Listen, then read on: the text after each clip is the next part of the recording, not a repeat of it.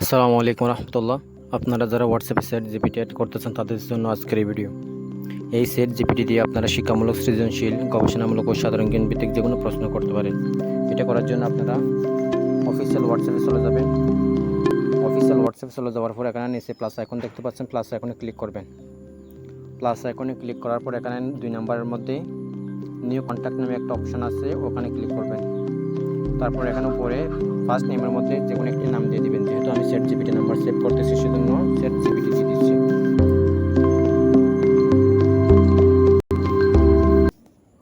Last নেমের মধ্যে কিছু দিতে হবে না। তারপর কান্ট্রিতে ক্লিক করে +1 এখানে ইউনাইটেড স্টেটস এখানে ক্লিক করবেন। এরপর এখানে একটা ফোন নাম্বার দিয়ে দেবেন। এটা হচ্ছে 800